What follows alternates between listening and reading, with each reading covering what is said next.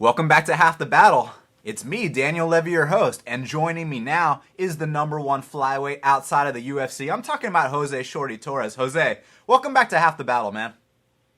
I'm glad to be back on. Thanks, man. Dude, it's my pleasure. Obviously, we're going to talk about your upcoming fight here in a sec, but man, you're one of the most analytical minds in the game, and you know, Ronda Rousey just fought Amanda Nunes. I really want to talk about that with you. Are you down to talk a little bit about that?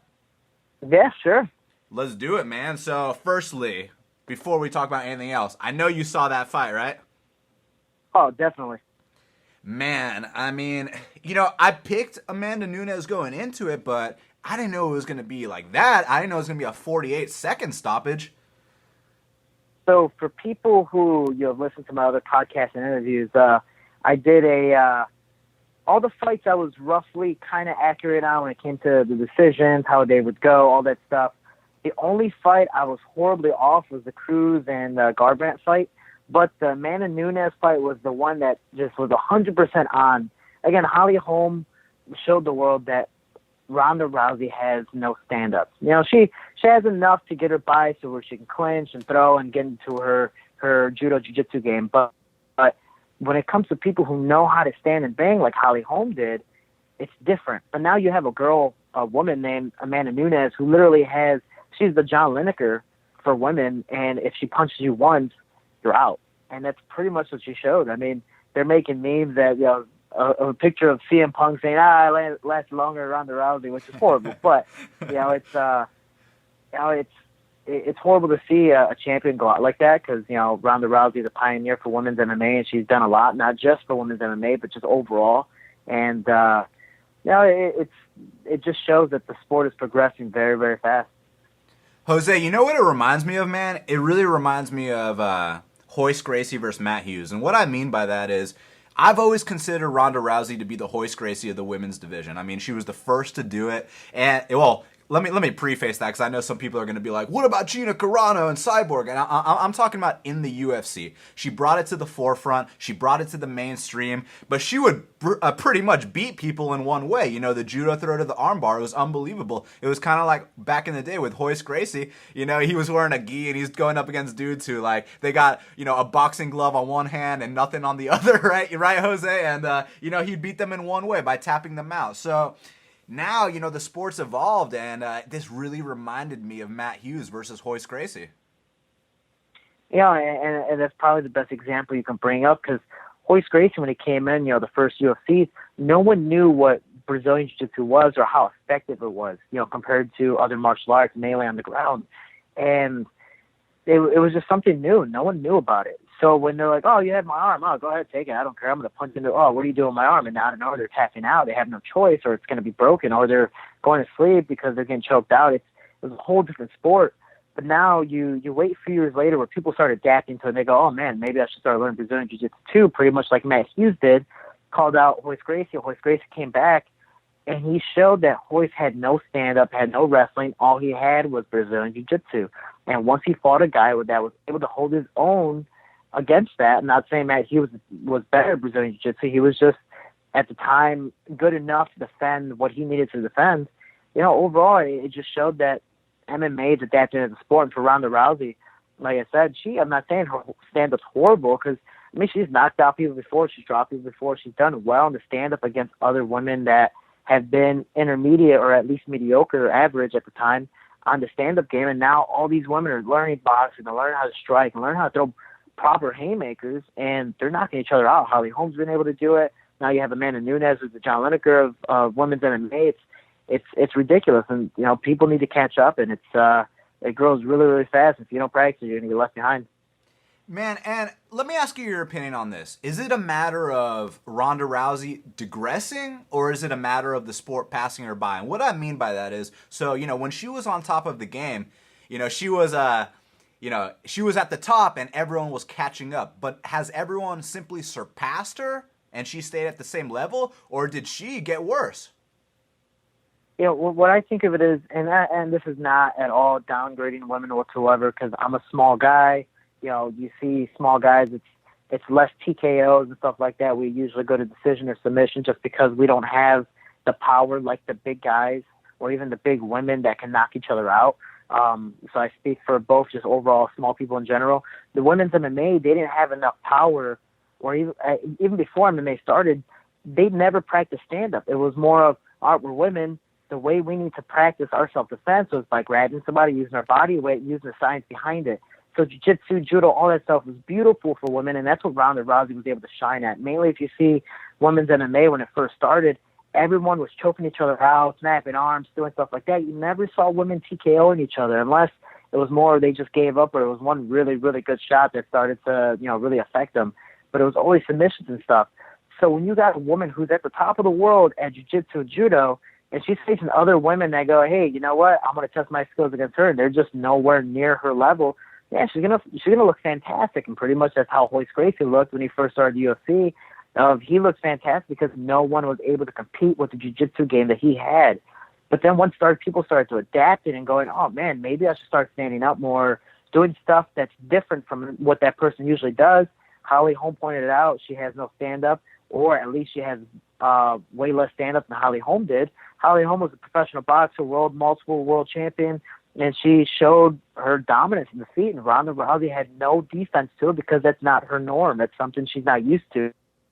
Amanda Nunes, same way, and women are starting to slowly adapt and starting to learn how to box, how to kickbox, how to do Muay Thai, and perform stand-up so much more dominantly than what they were used to. I mean, I think the past few events, you've seen women just do nothing but stand-up fights. I haven't seen any women go for takedowns or even try to go down to the ground. You see Paige Van Zandt trying to be a stand-up battle.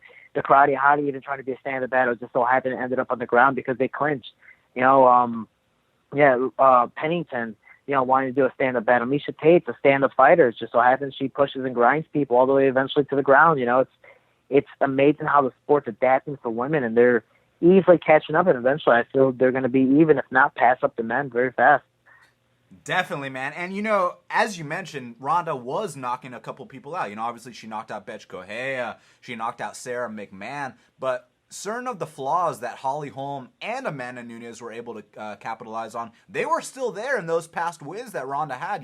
For example, the fact that, her stance is kind of square. Her chin is up in the air. She doesn't bend her knees, stuff like that. Now, let me ask you this. Do you think that's simply a fault on the coach, or do you think that's just how Ronda fights when she gets in there? Because, man, look, there's so many people at so many gyms, and you can have John Jones in the same gym as some shitty fighter, right? And they might be trained under the same people, but that doesn't mean you're going to go out there and perform like John Jones every time. Yeah, exactly. I mean, I've trained at Jackson Link, one of the best gyms I've ever trained at. Again, they have bodies over bodies over bodies. But more than half those bodies are guys that are coming in trying to be like John Jones, Dotson, Cub Swanson, the rest of their famous, superstars. But it's a process, Not everyone at that gym is going to be, if you go to SBG, not everyone's a Conor McGregor. There's only one Conor McGregor. Same thing when you go to, Jackson Link. There's only one John Jones, Holly Holm, and so on. But you got to train with the best to be the best. The phrase iron sharpen iron, it's true. There's only one, and this is why I do like to travel and train. It doesn't matter if I'm facing or training with guys at my weight class. It's a sport. Eventually, I'll fight them anyways. It's business. It's not anything personal. But we all got to stick together, and we all got to try to help each other grow in the sport. But, yeah, if you don't stay still, you're going to be left behind. And a lot of people are blaming Ronda Rousey's coach, and I think it's a 50-50 type of thing. She has loyalty to her coach. I think that's awesome because I do have the same with mine, whether I lost the next 20 fights or won the next 20 fights. It's just, I'm very loyal to my coach as well as she is. But it's also the fact that you need to adapt. You need to travel. You need to train and get different looks because if you keep on doing the same thing, you're going to stay the same. I mean, you could be phenomenal, but you're going to stay at the same level you're at while other people are trying new things. And whether it's, good or bad for them, they're trying it and trying to improve their life and trying to improve their MMA game. And so far it's been working well for them. Holly Holm and Amanda Nunes, and soon to be other women. Eventually Amanda Nunes is going to lose her reign as champion, and you're going to see more and more women start to adapt to her and the champions after that. No doubt about it. Like I always say on every episode of the show, no one leaves this sport undefeated. I mean, everyone has to take that first loss, and everyone has to take that first UFC loss, especially. But real quick, man, I mean, do you think if she had trained with another coach that it would have made a difference? Because for me personally, I think no matter what, she would have lost to Holm and Nunes just based on how the styles match up. So to me, it's not like, put her with Master Hoffa or put her with Greg Jackson for a year and she's going to be a completely different person. I agree she can add things to her game, but certain things remain the same, man. Yeah, I think you're exactly right. It's styles make fights, and there's, it's rock, paper, scissors. Ronda Rousey was The Rock. She was facing nothing but scissors. She was awesome, and then the paper comes out of nowhere and just surprises her. It's something that she wasn't prepared for, and it's really just styles. But the biggest thing, and it's funny because I was training at Dwayne Ludwig's for TJ, getting prepared for his fight, and once Ronda lost, everyone's like, Dwayne Ludwig needs to train Ronda Rousey to get ready for stand-up, which is awesome because Dwayne Ludwig's a fantastic stand-up coach, and that's something I'd highly recommend people to do. Again, it's every coach has their niche. Whether my coach trains everything, but he has his niche in judo and jiu-jitsu. That's just his best game. Even though he has boxing and all that stuff, that's just his best game. Dwayne Ludwig, he's tapped people down on the floor. He's put people to sleep. But his niche is the stand-up game. Every coach has their thing, and every coach has their point to prove. And I believe getting different looks and taking different types of advice from those coaches is going to help a lot. I think if she were to travel and train mainly into stand-up, primarily boxing, if not even transition to Muay Thai or kickboxing, it would help because, again, she's already dominant in judo and jiu-jitsu. I'm not saying she can't get any better because you could always get better at that, but you're already one of the best in the world at that. Now let's try to transition and change up the game. I agree. But here's my thing with, her potentially training with a guy like Bang. Let's bring up Bang. So what Dwayne did for TJ is just unbelievable. I mean, you remember when TJ first started in the UFC, he was basically a wrestler with an overhand right. Now he's one of the most dynamic strikers in the game. So what I'm trying to figure out here is, I mean, if Ronda put in some time over there, what is she suddenly going to be triple jabbing from the southpaw stance, slipping to the outside and throwing a head kick? It just doesn't seem to me like she's that type of person, man. It doesn't, but it's awesome because I can tell you this just out of personal experience. When I went to Dwayne's, this was the first ever gym I've ever felt this way, and it's something I believe that's very, very special. Mainly just not just Dwayne as a teacher, but Dwayne's school overall and the stuff he teaches. Is he does teach both stances, continuing combinations, and being able to just keep on flowing instead of you throw a big overhand right, you step with your right foot. Oh, now you got to reset into to attack or defend. It's just continuous flow, and I've never done that. I've more just kind of winged it, see how it goes, and overall it's worked pretty well for me. But when I got there, seeing the stuff TJ was doing, and just even practicing it, I felt like I was a white belt all over, and I felt like I just started when I was 4 years old, didn't know how to throw a punch, and I looked like a girl throwing a baseball. It's just that's how I felt. And overall, by the time I left a month later, I'm flowing, I'm getting everything in my black belt. No, but overall, it started to click in my head. But it's every person has that coach that you just cling with. For me, it's my coach, Master Bob Shermer. But it's if Ronda Rousey wants to travel and train, she needs to find a coach that she can get in sync with and go, okay, I can see your point of view. It works really well with me because again, Dwayne's a great coach, but like you said, it might not work for Ronda Rousey. Greg Jackson's a great coach, but it might not work for Ronda Rousey or whomever. It's whoever works for her. It could be, Freddie Roach for all we know. It's whatever works for her, and I hope she does travel out and train and gets a different look because I would hate to see a champion go out the way she did. Definitely, no doubt about it. Now, I want to talk about some things, outside of the cage with her because, look, like we mentioned earlier, no one escapes this game undefeated, and everyone has to take that loss. But you can face defeat like a champion, or you can face defeat like a journeyman, in my opinion. So remember when Conor McGregor got choked out by Nate Diaz, and that same night he was at the press conference. He was completely humble. He took the loss like a man. When Dominic Cruz lost to Cody Garbrandt, that same night, he was at the press conference. He took the loss like a champion. He admitted it and was like, look, he was the better man. I'm going to grow from this. He said all the right things. With Ronda, when she lost, man, I mean, she's hiding her face at the airport. She, even on the weigh-in scale, how Joe Rogan asks a quick question and you're supposed to cut a quick promo, be like, thank you to the fans, you know, tomorrow I'm gonna fuck this bitch up. Well, whatever. She could have said something like that, but she's like storming off the stage. Like, I just don't understand that mindset, Jose. Now, you know, you're undefeated in pro MMA, but in your amateur career, you went 25-1. So you faced defeat one time. When you faced defeat, I mean, were you fucking hiding your face at the airport, dude? Well, it's funny. I lost my very first fight against a fighter that I definitely shouldn't have fought, but it was just. I've learned in the sport, you know, I didn't join this to be a champion. You know, I joined the sport because it was fun. You know, anything I did as a kid or a child, I did it because it was fun. Once it wasn't fun anymore, I didn't do it anymore. So for me, when I lost, I saw that as that's going to happen. You know, that's either you're going to win or you're going to learn. You know, yeah, it's a blemish to your record. That's going to happen. But it's literally a growing experience, and that's how you have to take it. Ronda Rousey is, given we have completely different lifestyles, I wasn't always a champion. You know, I've had my struggle of losing, trying to be better than the bigger kids, you know, and trying to catch up to them. But for her, she's always had a big head on her shoulders. She's always walked with her chest high. She's always been a winner. So when you're a winner all of your life and then you finally lose, you don't know how to react to it. You know, it's kind of like the common sense of, all right, I'm a mile away from my house. Okay, cool. I got to walk in this direction to go home. But if you don't have a map or you've never walked home before, you're lost. Even if you're a few blocks away, you don't know how to get home. You freak out, you panic, and you don't know what to do. It's the same thing for her. She's not used to it. She's never really been through it before. Mainly with this limelight, it's scary. You know, for her, it's a whole different experience. A lot of people don't understand that she's been the best in the world, and to finally say in a sense that she's a loser is heartbreaking for her. And you know, when she came on the Ellen DeGeneres show saying that, you know, she wanted to commit suicide, obviously it's not the funniest thing to hear, and then you're like, oh God, really? You're just being a baby about it?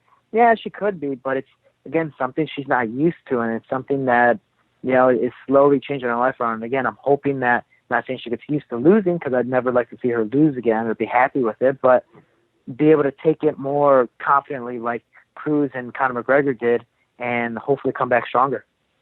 Yeah, man, it's just one of those things where it's like the reason I brought up Conor McGregor is because, you know, I could have brought up some other fighter, but Conor, you know, we can agree he's the biggest star in the sport. So, you know, he can probably relate since he's somewhat on that level, man. That's why I brought him up. But I can bring up guys that, you know, aren't making what Conor and Ronda are making. You know, like my buddy James Vick. So he faced defeat to Beneil Dariush, and Dariush won via first-round knockout. Now, you know, James could have, you know, he could have hit, he could have did this and that. A month after that loss, he's on my show. We talked about the loss. It is what it is. And now he's back on the horse taking another fight next month. You know what I'm saying? So I feel like that's how champions face defeat. Yeah, and I believe they should. You know, for me, it's, you know, just my personal experience. It's been, at least for MMA, about almost 5.5 years since I've lost an MMA fight. And the reason why I took this fight with Pedro Nova is just because, you know, I'm not saying I want to lose, but I want that tough fight early in my career. You know, I had my first 15 minutes, my second fight, and that was a fight I just didn't expect it to go that far. But it was nice to know that, one, I can go 5 minutes, two, I can go a full 15 minutes, and three, I know I can push myself if it does get to that brink of wanting to give up or exhaustion or, man, this guy's not giving up, even though I'm hitting him with everything I have, you know. So, you know, with Pedro Nova, I'm hoping that he brings the best out of me. I'm hoping it's not a 1, 2, or 3 round hitter quitter. I want it to go all 5 rounds. I want it to be the toughest single fight. I want a Chow versus Swanson type of fight. You know, if it so happens that I lose, then I can look at the tape, see what I did wrong, and grow from it, compared to, you know, just I lose and then, I don't want to be in the limelight anymore. I don't want to do this anymore, and I give up. That's, you know, I have a bunch of people looking up to me, and the same thing with people looking up to Ronda Rousey, Conor McGregor, Cruz. If you give up, other people are going to want to give up as well, because they go, man, this guy's famous, powerful, he was the top of the world, and he gave up once he lost. Well, I should just do the same thing too, because I'm a average Joe Schmo, if you want to say. You know, I want to be a role model just like these guys now. I don't want to give up as well. So if I believe I can keep on going, then why can't you? 100%, man. And, you know, a few other things, man. So, you know, a lot of the criticism that people were saying was that, you know, why wasn't she shooting for takedowns and this and that? And it's like, I got 2 responses to that. Number one, she was trying to clinch and get that judo throw, but Amanda, you know, she kept pushing off expertly. And number 2, since when does Ronda Rousey go for singles and double legs? You know what I mean? She never does. Her go-to takedown is the judo throw. Yeah, actually, I believe from what I've heard in like past interviews, she does have knee problems, so she can't really shoot. Like she can't drop down to a knee and shoot. It does actually affect her and bother her. So that's why she's predominantly a judo thrower. You know, she doesn't have to get down. She can box, get into a clinch and throw. But when you have a girl who's just demolishing you in your stand up, and mainly even if you block it, it still hurts and affects you, and you know moves around your brain. It's hard to even think. You panic, and that's that's pretty much what she did. You know, she put her hands out trying to. It looked like she didn't know how to fight, and I believe Ronda Rousey has, I wouldn't say good stand up, but I say enough to get her to win, like she did with other women. But when you got a woman who does nothing but go forward and strike, no matter if she's getting hit in the face as well, it's hard to go against. And that's why Ronda Rousey panicked and ended up getting knocked out. Is it fair to say that Ronda Rousey's fighting style is one of a bully? And what I mean by that is that when she's when she's the hammer, watch out. But when she's the nail, she does not react well at all. I think that's exactly what it is. You have, I'm just going to use this as an example. Donald Cerrone, I believe, is a phenomenal fighter. I believe Donald Cerrone is one of the best forward-moving, attacking fighters in the game. And you've seen not his last fight against Matt Brown, but the fight before that, where he threw a beautiful combination, knocked the guy out easily, was because he was able to move forward and do his thing. But when he faced Matt Brown, or even Rafael dos Anjos or Anthony Pettis, once he moved back, it just took him off his game. He wasn't used to it, and that's why he lost every one of those fights besides the Matt Brown one.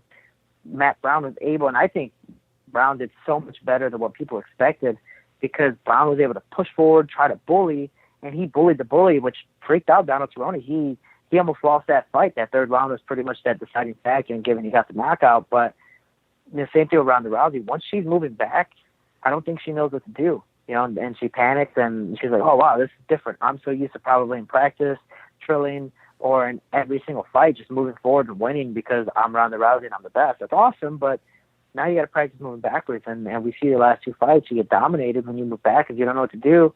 Now we got to change the game up.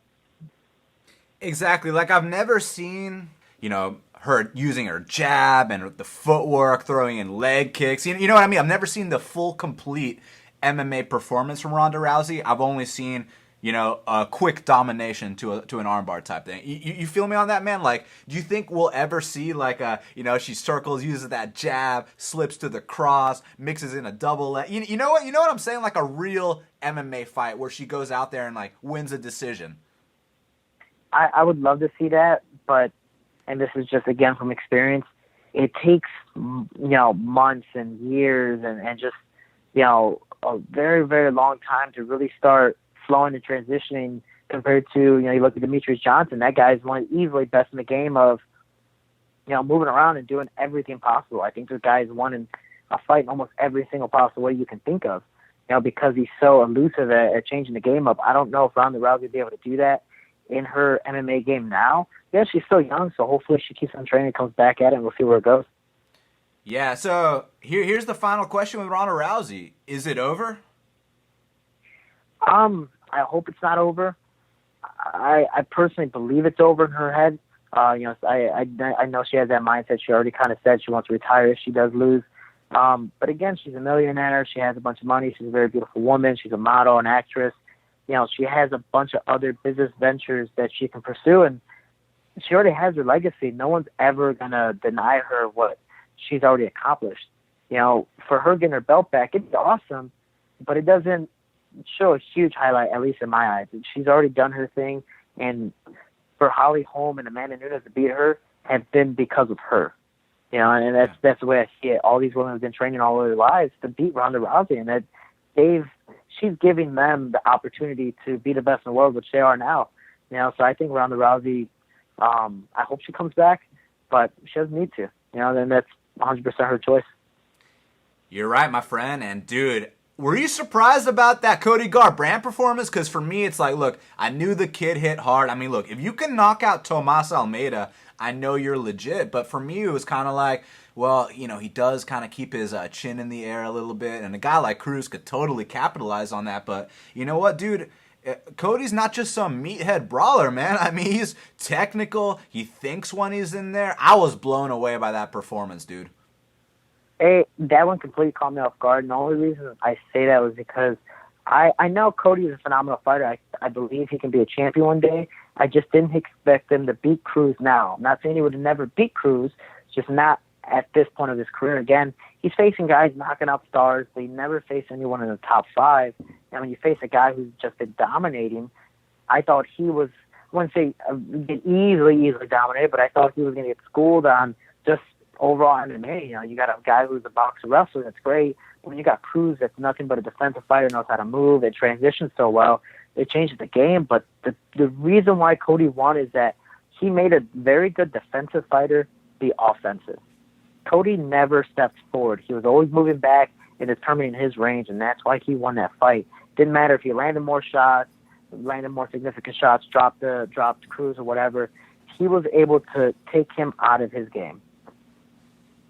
Man, it was absolutely unbelievable. And one big thing that I noticed is, you know, when a lot of guys fight Dominic Cruz, he gets them to bite on the feint so hard to the point where, you know, it's a paralysis by analysis. They have no idea what's about to come. And with Cody, he didn't bite on the feints even once, bro. Yeah, it's ridiculous. Cody was just 100% confident in his skills. You know, and that's awesome, and I'm glad he did what he did. But we'll see how he does against TJ. Again, they've been training partners before. They both know what they do. So, yeah, that's going to be very interesting to see how that goes. Yeah, and you mentioned that you did some work with TJ ahead of his fight with Lineker. And first off, let me say that night that TJ beat Lineker, I mean, that looked like a world champion. I don't think many people are going to beat the TJ that showed up at UFC 207, Jose. The way TJ fought, and again, he's 100% in the gym, whether you're going live, drilling, sparring, anything. Excuse me, but he's 100% in it to win it. And, you know, he's a guy that if he hurts his partners, you know, hey, man, it's your fault for not moving or not defending yourself properly. Like, that's just how he is. But the way he trains, the way he was doing everything, mainly because I was his only sparring partner, you know, he paid me to be out there and help him because I was, in his eyes, the best John Lineker look for him. It was awesome. And to see him progress throughout the training camp to slowly catch on to what I was doing to mimic Lineker and how I was defending takedowns and trying to change the game for him, he did so well. It just, the only thing that, you know, scared me was, you know, Lineker has that one-shot power that anything can happen at any moment. But overall, TJ played the game he needed to and showed that he is still the champion and he's going to be the champion again. What was it like for you working with a guy like TJ? I mean, do you feel like that elevated your game to that next level? Yeah, TJ, you know, the thing with, lucky me, I'm very game because he hurts a lot of his opponents. Just, again, just how the type of person he is. A lot of people don't like sparring with him because, again, he's a game opponent, and if you're not ready for it, you're going to get hurt. Lucky me, my rule is, you know, I'm going to hit you as hard as you hit me. So him and I were going back and forth 5 rounds straight at Team Elevation and Muscle Farm. You know, we're at 7,000 feet, and our conditioning was ridiculous. I mean, people literally stopped while they were sparring. Like, Neil Magny would stop and, like, look at TJ and I. And she's like, damn, you guys are going hard. You know, which is awesome.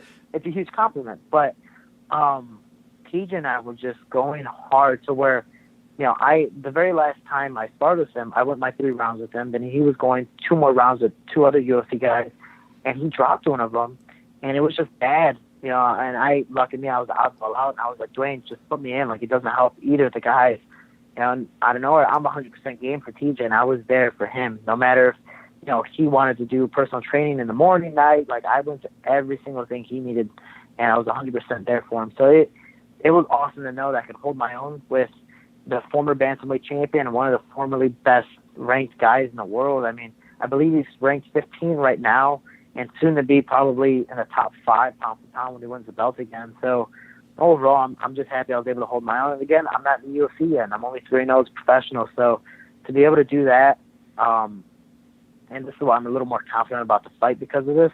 If I'm able to put my pressure and you know, hold my own against a guy who does nothing but move around and is one of the best attackers in the game, I'm pretty sure I'll do well against a guy who stands right in front of me and is not in the UFC.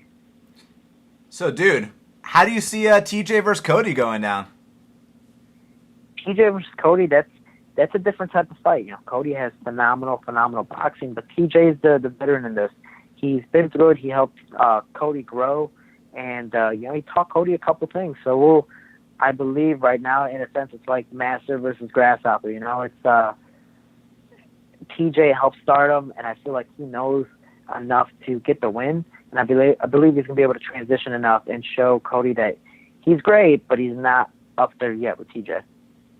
And dude, speaking of your training partner Neil Magny, I mean, that guy, he's come such a long way. I don't know if you recall his stint on Tough, but from there to where he is now, beating guys like Kelvin Gastelum, beating guys like Hector Lombard, and most recently beating Johnny Hendricks. Now, a lot of people thought that was a controversial decision. I didn't. And it's not just because I had a bet on Neil Magny. I know when my guys lose, but I thought he won. I'll tell you why. Because, man, even though Johnny did get those takedowns, I mean, he was kind of stalling. He wasn't doing any damage. Whereas when Neil would go for those triangle attempts, I mean, dude, he's hammering those elbows from bottom, kind of like Anderson Silva did to Travis Lutter. Yeah. And it's overall, I mean, I love both the guys. Both guys are awesome. They're phenomenal with me.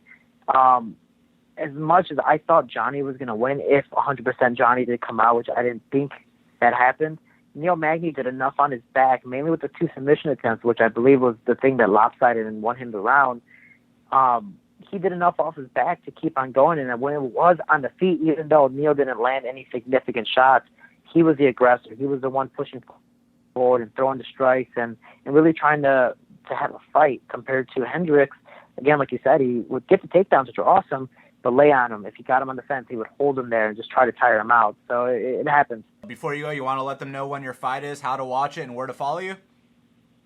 Yeah, for sure. Please, my fight is Tennessee 43, live on UFC Fight Pass, January 21st in Coral Gables, Florida. Again, I'm facing Pedro Nobre, a guy who's 18-2. I'm 3-0. It's prospect versus veteran main event. I'm extremely excited to defend my first ever championship belt as a professional.